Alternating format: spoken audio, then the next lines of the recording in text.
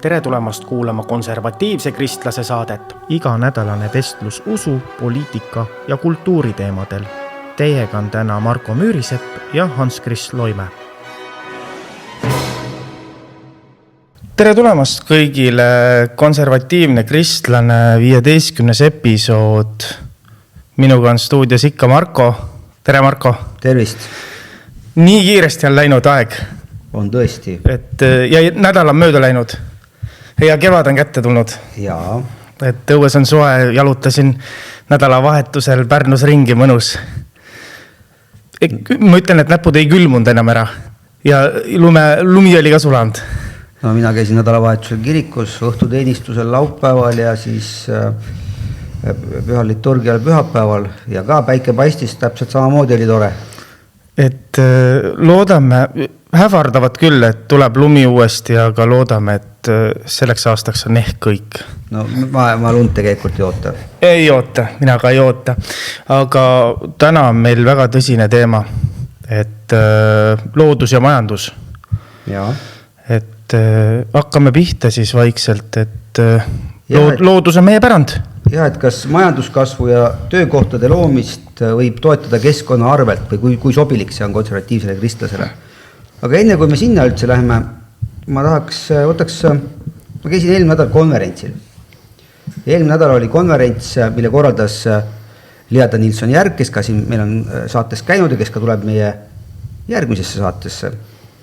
Tema koos kaaslastega korraldasid konverentsi Riigikogus, rahvastikukriisi konverents, miks meil lapsi ei ole. Ja ma pean ütlema, et see oli tõesti hea konverents. Ma soovitan kõigil, ma panin ka meie lehel, meie YouTube'i lehel on ka lingi sinna konverentsi salvestusele.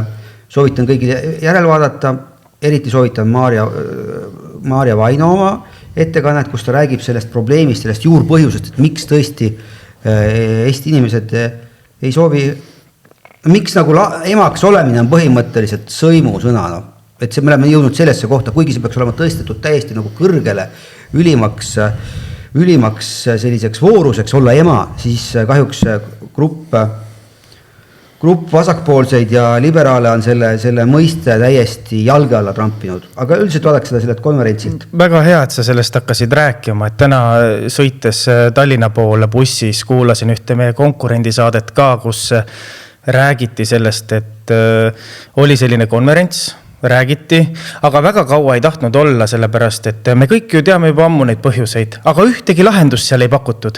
No kuule, ma ei kujuta ette, ühesõnaga, seal oli just, seal konverentsil räägiti just, hakkas pihta, seal kõigepealt räägiti, kuidas see rahvastik on lihtsalt muutunud, siis räägiti, et missuguseid toetusid on, siis räägiti, et kuidas inimesed mõistavad seda, ja kuni siis umbes eluaseme poliitika, et see oli väga nagu hõlmas väga paljusid ja sellest on veel eraldi ka teinud tegelikult saate Objektiivi erisaade on siis Markus Järvi ja Varro Vooglaiu poolt, seda ka on panin lingi meile, et võimalik. No ma vaatasin ühte teist saadet, mis püha on nädalavahetusel. Et igal juhul selline lugu, aga sealt konverentsid meil ongi nagu õige moment tulla siia. Seal võttis sõna Indrek Neivelt. Indrek Neivelt on ju majandustegelane, teada-tuntud majandustegelane ja tema siis ütles seal paar asja, mida ma sooviksin teile esile tuua. Ja Indrek Neivelt ütles selliseid asju, et me saame 0,5% majanduskasvu kahanemist lihtsalt ainult läbi rahvastiku kahanemise. Kuna meie rahvastik kahaneb 0,5%, see tähendab seda, et meie majandus automaatselt kahaneb, rahvuslik kogutoodang automaatselt kahaneb 0,5% aastas. Ja tema ettepanek oli see pendel nagu kõvasti rahvastiku teemadel, ta ütles, et see pendel tuleb kõvasti teisele poole viia, kuna probleem on niivõrd hirmus. Ja ta ütles, et kõige parem investeering on lapsed. Ja siis ta veel ütles muidugi, et meil on täiesti läbikukkunud perepoliitika, aga võtame uuesti selle numbri, 0,5% kahaneb majandus. Ja nüüd loomulikult, kuna meie rahva kahaneb, siis sellesse tuleb. Ja nüüd on meil siis võimalus, mis me teeme siis? Kuidas, fakt on see, et 0,5 kahaneb, aga mida me teeme? Millist majanduskasvu me soovime? No, oli üks võimas uuring, oli viimase 200 aasta keskmine majanduskasv Euroopas või läänemaailmas on olnud 3% aastas. Mõtleme, et 3% aastas, läbi 200 aasta keskmine majanduskasv. See oli Thomas Piketty tegi raamatu, kirjutas Kapital uuel ajastul ja oletame, et me tahaks 3% majanduskasvu. Ja kust me siis selle 3% võiksime saada? Me võiksime see 3% saada lihtsalt, täiesti lihtsalt, kui me loovuksime CO2 tasudest, kui me lõpetaksime CO2 tasude maksmise.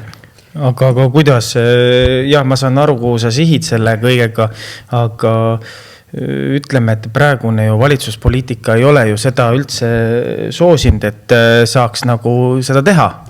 No. Et kõik, mis on ette antud, selle järgi tuleb elada. Ja me võiksime ajas nagu tagasi minna, et üks minu väide ka siin enne meie saadetes on olnud Eesti iseseisvuse garant on olnud iseseisev energia, eks ole. Ja pärast Nõukogude Liidu lagunemist, siis oli põhimõtteliselt Eesti importis 10-30% elektrit vastavalt nagu sõltuvalt hooaegadest. Aga meie lähenaabrid Läti importis 50%, Leedu 70-80%, eks ole, Moldova 89%. Ja teate, mis Moldovas on? Moldovas ei ole ju midagi. Moldova on ju praktiliselt Venemaa vasallriik olnud siiamaani. Tänu sellele, et nad okupeerisid seal Transnistria ära ja selles suhtes. Ja Armeenial näiteks 58% oli nendel import, oli elektrienergia import. Ja Gruusial 47%. Need kõik riigid olid tegelikult Venemaa mõjusfääris, aga meil oli see ainult 10-30%. See oli see, mis meil oli. Ja kus me siis tegelikult täna oleme? Täna me oleme päris heas seisus. Meil on põlevkivi ja taastuvenergia. Ma ei ütle, et taastuvenergia saatanast oleks, ma lihtsalt ütlen, et põlevkivi ja taastuvenergia kokku kattavad meil umbes 90% meie elektri, 90-100% meie tarbimisest. Ja Lätis näiteks katab kohalik 40-60, Leedus seal mingi 20-40 ja Moldovas 10-20% kohalik energiatoodang. Me räägime elektrienergiast. No kui vaadata elektriarvetel neid ridasi, mis juurde pannakse, siis elektri osa sealt tegelikult elektriarve, kui sul on 200 eurone elektri näiteks. Ma ei hakka ütlema neid suuremaid numbreid, mis nagu nii juba ringlevad igal pool. Näiteks 200 euroni, siis 54 eurot oli, ma nägin ühte elektriarvet nädala vahetusel, oli ainult elektriarve, ülejäänud oli kõik need ülejäänud muud komponendid, mis sinna juurde sageduse hoidmine, siis mingisugused muud võrgutasud või rohepoliitika, mis sinna juurde pannakse. Aga on olemas selline asi, mida kutsutakse energiasõltuvusmäär Eesti koha pealt. Ja tänasel hetkel see on 4,6% on energy dependence rate, mis tähendab seda, et me oleme väga heal tasemel Euroopas. Lihtsalt meil see asi on väga kallis. Meil on see väga kallis. Ja ütleme siis, et põlevkivi tegelikult katab meil umbes 50-60% sellest brutoenergia tarbimisest. Aga samaaegselt taastuvenergia osadal on päris suur, 42,2%. Aga meie on vahepeal olnud juttu, et võiksime teha mingisuguseid gaasijaamasid. No kuulge, see on täielik. Eesti esiteks gaasi meil ei ole, see tähendaks 100% importi, meie sõltuvus muudest riikidest kasvaks. Ja selles suhtes on siiski, mina näen seda, et me peaksime tegelema enda põlevkivi ja siis meil olemas oleva põlevkivi on juhitav elekter ja siis ma ütlen, et me peaks ära kaotama päikesepargid või et me peaks ära kaotama tuuleenergia, aga see ei ole primaar. Pigem primaarne põhjus on meil see, et me maksame seda CO2 tasu. Ja lasin siin arvutusi teha, et kui põlevkivi annab praegu umbes 2-4% Eesti SKP-st, siis juhul, kui me kaotaksime ära CO2 tasud, Eesti astuks välja sellest CO2 kaubandusest, eks ole, siis oleks lühiajaline 1-5 aastane perspektiiv, tõuseks meil põlevkivi tootmise, põlevkivist elektri tootmine tõuseks 20-50%, eks ole, ja see võiks tuua kaasa näiteks lisandväärtust umbes 5–1,5 miljardit aastas, töökohtasid, tuleks 2-5 tuhat uut töökohta sellega, kui me rohkem toodaksime põlevkivienergiat, samas see tooks ka 0,3–0,8 miljardit ja põhimõtteliselt rahvusliku kogutoodangu kasv tänu sellele, et me lihtsalt hakkaksime tootma rohkem selle sammuse rohkem põlevkivienergiat CO2 kaubandusest väljumise eest tooks meile 1–3% kasvu. Aga ma nüüd korra küsin seda, meie rahvaarv ei ole väga suur ja kui me nüüd näiteks homme astuksime välja ja hakkaksime tegelema ainult põlevkiviga, oletame ainult põlevkiviga, siis me ei suudaks maailma väga palju mõjutada, ütleme niimoodi nagu suured tööstusriigid, Hiina ja kõik muu Ameerika, et me ei suudaks hävitada, ütleme seda keskkonda nii palju, ei suudaks. Ei, no, loomulikult ei suudaks. Ei suudaks ja peale selle Eestis on kõige puhtam õhk üldse Euroopast ja ütleme siis nii, ega siis ei tähenda siis seda, et me lihtsalt, sest see CO2 tasu, see on ju lihtsalt trahv põhimõtteliselt, me lihtsalt nagu maksame trahvi, mingisuguse trahvisüsteem, oleme liitunud mingi trahvisüsteemiga, see müüme see trahvisüsteemi raha maha, kasutame seda riigi eelarvest, ühesõnaga üks suur kombinatsioon, üks finantsmahinatsioon ütleks pigem. Ja selle koha pealt... Aga samas on see kellegile kasulik. No muidugi on teile kauplejatele, aga pikaajaline mõju, kui me nagu loobuksime sellest ja panustaksime tagasi uuesti sellesse põlevkivi energiasse täiega, siis pikaajaline mõju võiks ulotuda 2–5%-liseks 2–5% SKP tõusu iga aasta. Ja see tähendaks, me võtaksime kasutusele uusi tehnoloogiaid. Me kasutaksime samamoodi, nagu me tegime selle õlitehase ja muud sellised asjad. Ja siis muidugi selleks, et me sinna läheksime, et uuesti põlevkivist rohkem toota elektrit, me vajaksime 100–200 miljonit aastas investeeringuid. No jaa, aga need miljardid, mis tulevad sellest SKP kasvust tagasi ja läbi maksude ja läbi tööhõive, et see on nagu, ja see tooks kaasa nagu põhimõtteliselt majandusliku buumi Ida-Virumaal, kujutad ette ta? Ma tegelikult ei kujuta, sellepärast, et esiteks saaks väga palju, ütleme, valdkonna, ütleme, neid spetsialiste kohe päeva pealt tööle. No muidugi. Ja see aitaks nagu nii suuresti kaasa, ütleme, just sellele poolele Ida-Virumaale, kuhu keegi taha minna. No ma isegi tule meelde. Ja eksporti samamoodi saaks teha, sellepärast, et kui me toodaksime seda põlevkivi väärindaksime, oleks meil selgelt võimalik ka seda eksportida, mitte et me impordime Soomest kallist elektrit, vaid me saaksime eksportida. Aga nüüd on see kõige suurem küsimus on see, et kui me lahkuksime näiteks börsiturult, siis... Ma räägin nagu CO2-st. Ja sellest CO2-st, eks ju, ja ütleme ka börsiturult, et siis huvitav, millised trahvid meid ees võiksid oodata? No vot seda ma ei tea, kas meil trahvid tulevad, kindlasti on seal, aga ma arvan seda, Euroopas me oleme, praegu on nii, et põhimõtteliselt maailm põleb Lähis-Idas, eks ole, naftahinnad on üleval, Venemaa saad ikkagi tõsiseid summasid. 1. aprillini võib osta. Tõsiseid summasid saab nagu kasu sellest asjast, eks ole, mis tähendab seda, et tõenäoliselt naftahinnad jäävad siiski üles, need ei tule enam niimoodi alla. Kui naftahinnad on üleval, siis meie põlevkivi on väärtuslik, me saame seda eksportida, me saame tuua sealt nagu raha ja selles suhtes on nii, et see oleks igal juhul kasulik. See tooks meile 3%, ideaalis tooks meile, ütleme 1–3 ja pikas perspektiivis 2–5% majanduskasvu. Aga nüüd, kui meil on langevad rahvaarvud, meil on ka teine tee. Me ei pea põlevkivi CO2 kvootidest loobuma ja selle kaubandust loobuma. Me võime siia tuua immigrante ja tegelikult nende immigrantide toomise tee ongi valinud praegune valitsus, saad aru. Nii, räägi lähemalt sellest. Ehk siis, et saada täpselt samasugust kasvu. Me tahame 3% keskmist seda kasvu, et seda samasugust protsenti saada kasvu, tuleks tuua iga aasta Eestisse 8–20 000 immigranti aastas. Ainult. Aga kui me tahaksime 3% kasvu, oleks meil tarvis ikkagi see 20 000 immigranti tuua iga aasta. Okei, toome 20 000 immigranti, aga kus me need toome? Rootsist? Tegelikkuses on see, et kui me nüüd saame, ma kohe jõuame sinna, toome need immigrandid ja siis oleks meil me tahame 3%-list, meil on võimalik saavutada 3%-line SKP kasv, kas loobudes CO2 kvootidest või tuues rohkem inimesi siia juurde. Kui me toome rohkem inimesi juurde, siis 10 aasta pärast on eestlaste osakaal langenud 68% pealt 55,8 peale ja 20 aasta pärast on eestlaste osakaal langenud, kui me jätkame, et tahame, et rahvaarvu kasvuga, immigrantidega toomisega, me saame seda juurde, siis 20 aasta pärast aastal 2046 on eestlased vähemuses ja meid oleks siin 46,6%. Oota, mis sa ütlesid 2036. aastal? 2036. oleksime 55% ja 2046. aastal oleks meid 46%. Juhul, kui me soovime rahvastiku kasvuga saavutada seda sammust SKP kasvu. aga nüüd, aga et kes need siis oleksid, kes need oleksid? No ma lasin sellise prognoosi teha, et üks variant, iga aasta 20 000 uut immigranti meile siia või algselt ja siis nende immigrantide toomisega saavutame selle 3%-lise majanduskasvu aastas. Ja siis 20 aasta pärast Eestis elaks 43% eestlasi, 16% venelasi, 19% ukrainlasi, sest neid nüüd tuleks nagu rohkem. Aga see, kõik saame enam-vähem meie moodi. No aga siis 8% oleksid hindud. Sa kuuled saadet Konservatiivne kristlane. Uued osad ja värsked vaated ootavad sind siinsamas igal nädalal. Pane meie kanalile like ja subscribe.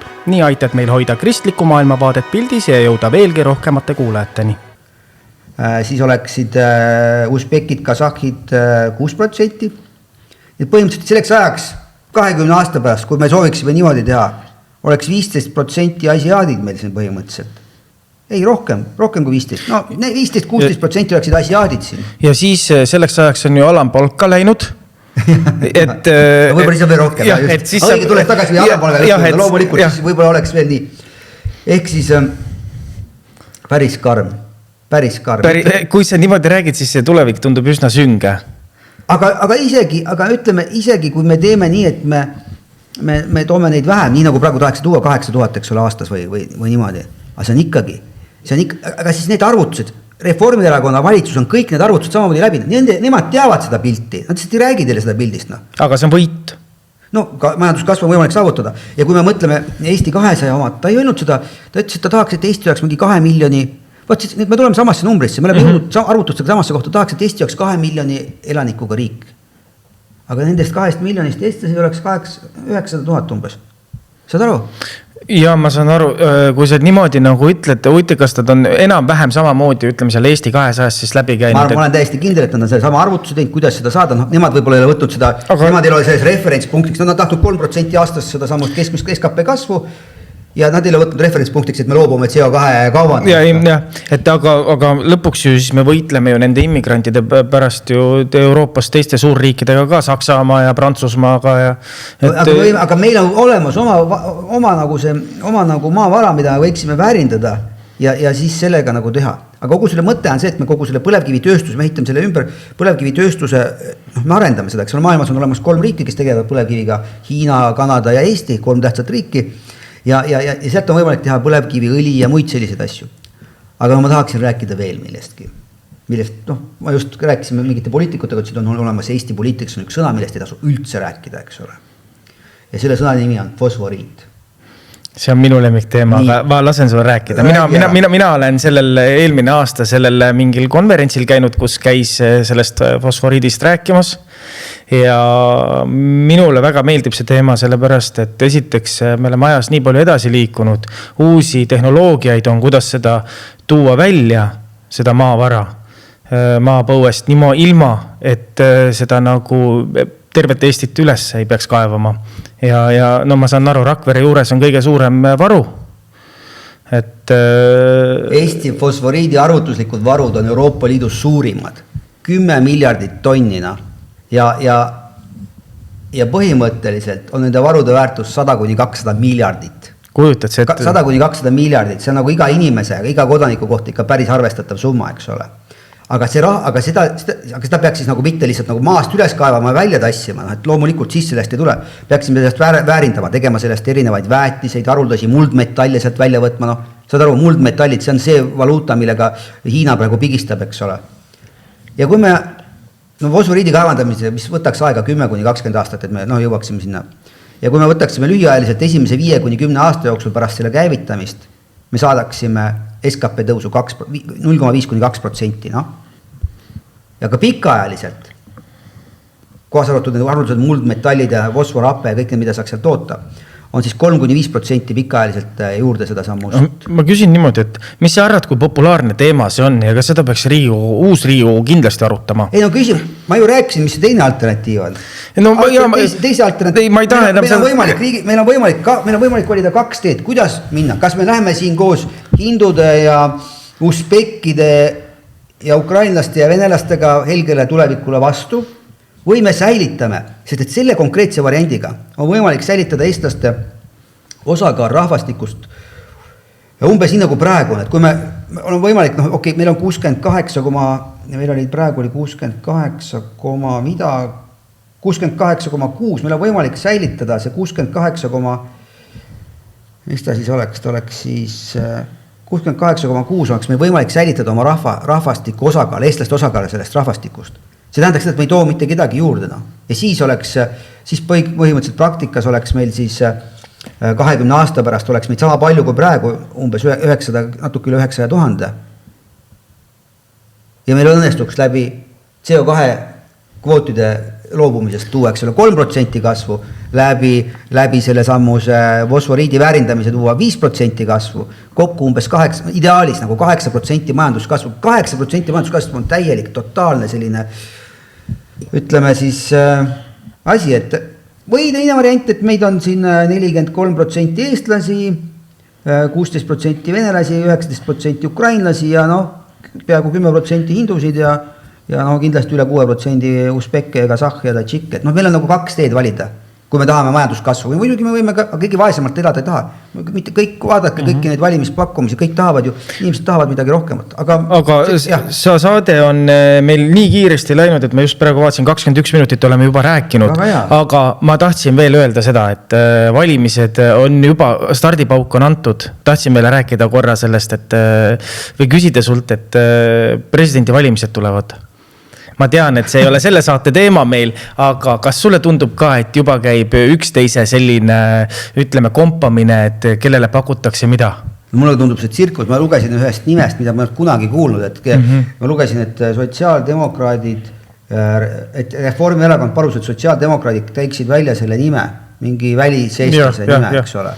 Kellel on ainult seos see, et ta on nagu kuskilt kaugelt sugulane. Ma ei kujutaks ette, mis suhtes meil on niigi olnud nagu võõristumist nagu valitsejatest. Ja nüüd me oleme saanud selle president Alar Karisega, me oleme saanud sellise, rahvas on temaga harjunud, suhe on paigas, teda toetavad praegu 2 suurimat erakonda, Isamaa ja Keskerakond, et kedagi muud praegu, juhul kui nad tahavad kokku leppida selle presidendi ja president ju kokku lepitav asi, mingisugune mustad hobused, ma ei taha, ühesõnaga see on lihtsalt presidendi valimiste enda mingi ego ette keeramine.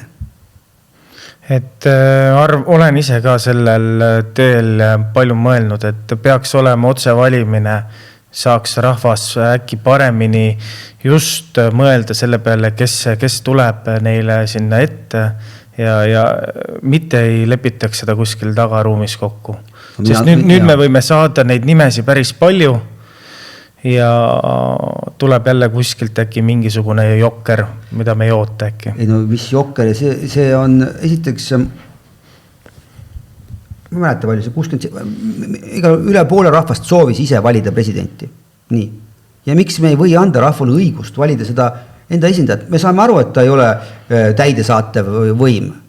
No siis, kui see põhiseadust, ma olen huvitavat filmi vaadanud põhiseadusest, et seal oli see värk, et vist ei tahetud, et Arnold Rüütel saaks kohe selle rahva poolt, sellepärast, et Riigikogus tal tol hetkel vist ei olnud seda. No ja see näitab, kui ei olda riigimehelikult, kui oleks ainult oma, see on täpselt see sama asi, mis praegu siin toimub. Praegu tehakse ainult oma mingisuguse reitingu pärast tegusid siin. Ja, et ja Reformierakond tuli täpselt samamoodi välja keegi, et langetame tulumaksu siis, et emadel, et ma ei tea, et kas see on kellegi teise idee või mitte. Ei, aga kas ma ei olnud mitte sama mees, kes võttis, et ärme võtta maksu nendelt hasartmängu kasutust. Ja. Et kaotame hasartmängu maksu ja see toob palju raha sisse, ütled, et annetame emadele tulumaksu. Loomulikult peaks annetama. Sellest me oleme rääkinud, või mina olen rääkinud, et mina arvan seda, et iga lapse kohta peaks olema 1 tulumaksuvaba miinimum.